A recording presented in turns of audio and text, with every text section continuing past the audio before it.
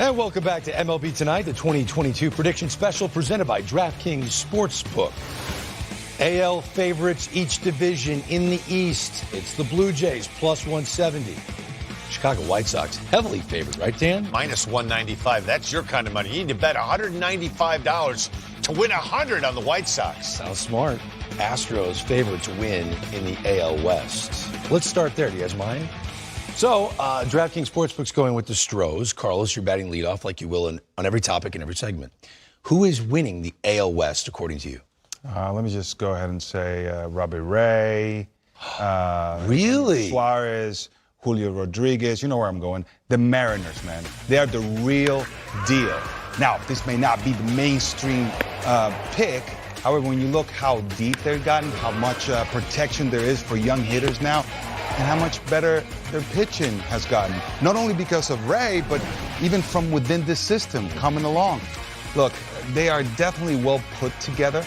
And if some of these stars, young stars, come to their own and do what we expect them to do, they're right there winning that division. Bit of a surprising pick. You get the Astros sitting there. I know they lost Correa, but they love the Pena kid that's replaced him. You're going to go with the M's. Dan Plesac, who are you going with in the West? I'm jumping on board Seattle Mariners. Two moves. Wow. One big reason why. Astros not able to retain Correa. He signs as a free agent with the Twins. So that softens up the Astros. Mariners won 90 games. In my opinion, two words. Jesse Winker. Remember the name. Might be the best right fielder in the game, outfielder. Add that bat along to that lineup with this team that was in contention in the month of September. Things are on the up and up in the Pacific Northwest. The Mariners get into the playoffs and win the West. Come on. I mean, Verlander's back in the rotation for the Astros. Framber Valdez, a full season of Yordan Alvarez. Bregman can't be as bad as he was last year. That's why I'm also going with the Mariners.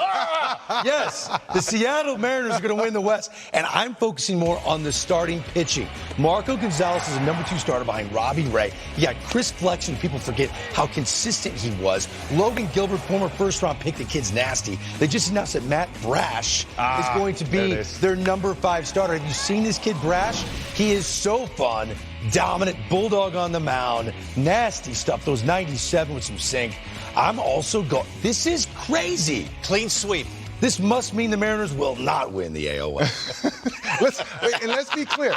Let's be clear that none of us spoke before we did this. Thank you. Right? This is very important because we didn't talk about this. All private ballots, and we're just revealing this now. We're all going with the Mariners. Good luck in Seattle. Could have been the kiss of death. Okay, AL Central. What do you got? The White Sox. I mean, when you look at that lineup, they're absolutely stacked. And look, there were some injuries last year. They were able to overcome all those injuries. However, if they're healthy, I mean, how could you argue? They're going to score a lot of runs. Their pitching is absolutely stacked. The talent, when you look at it on paper, you're saying this is a can't-miss ball club. I got the White Sox really running away with this. Running away with it? Running away with this, even over the very much improved Minnesota Twins. All right, Dan, do you agree? They're a solid pick, yes. It's hard to go against the White Sox. They had a little bit of an issue towards the end of spring training outfield. They pick up A.J. Pollock for the Dodgers. They ship Kimbrel over to the Dodgers. The White Sox lineup is too good. Their starting pitching is too good, and their bullpen is too deep. They are hands down the best team in the Central. Only a rash of injuries will enable the Twins to maybe cut into that deficit. I like chip on their shoulder players, and when a team has many players with a chip on their shoulder, think Gary Sanchez behind the plate. Got something to prove. I know where you're going. Gio Urshela, Castaway, got something to prove. Carlos Correa didn't get a 10-year deal. He's got something to prove. Polanco at second might be one of the best players anyone talked about. Byron Buxton, he doesn't see the field enough. He's got something to prove. Miguel Sano at first, he's got something to prove. I like the Minnesota Twins. Do they have enough starting pitching right now? No. Do I think they can acquire starting pitching throughout the season trade deadline? The answer is yes. They've got a logjam now with position players. So they have young players waiting in the wings that have no spot at the big league level. They can put some of those pieces together and go acquire starting pitching. I think April and May, you're going to see some 12-8 final scores. And because of that, the Twins are going to win a lot of games. And you'll see the Twins pull this off. It's going to be a nail-biter, but I'm going out on a limb. That's a limb. That's a limb, though. Thank you. Yeah. All right, I'm going Twins. AL East. What do you got, Carlos, in the AL East? Goodness, I have just fallen in love since last year with the Jays. I was going to say the Rays, my former team. The Jays, the Blue Jays, they absolutely stacked, okay? Look, offensively, they showed that they can hit the ball out of the ballpark. They led all major leagues with home runs, 262, and that's only going to get better as these hitters mature.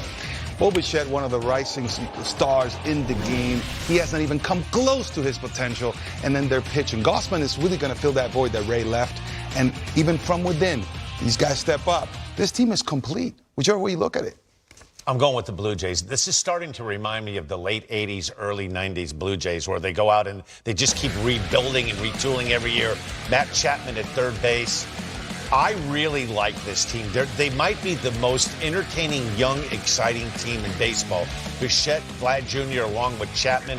Love the young starting pitching. I think this is the year Barrios goes to another level. My only concern with the Blue Jays, Romano, if he holds things down in the ninth inning, the bullpen, a little bit of a concern. I'm worried they're too heavily favored, and that's why I'm going outside the box.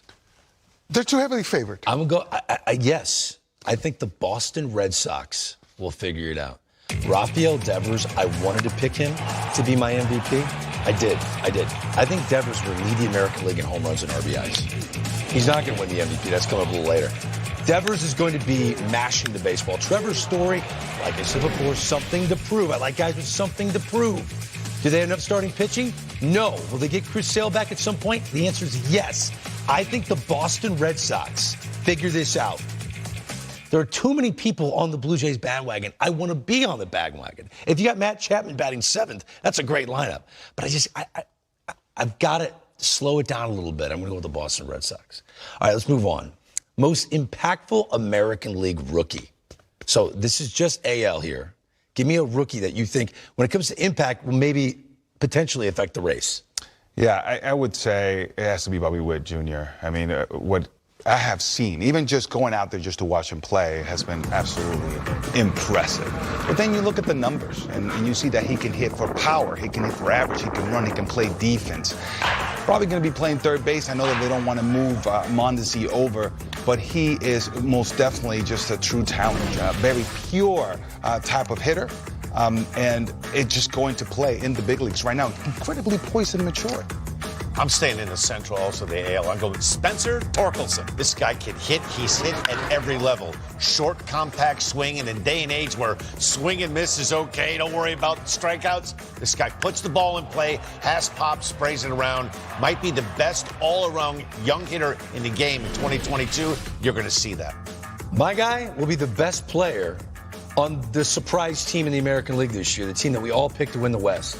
Julio Rodriguez. No offense, Bobby Witt Jr., but I have a feeling it could be a slam dunk AL Rookie of the Year. This kid is special. He's everything you want. Center fielder, Gold Glove, good. Patient at the plate.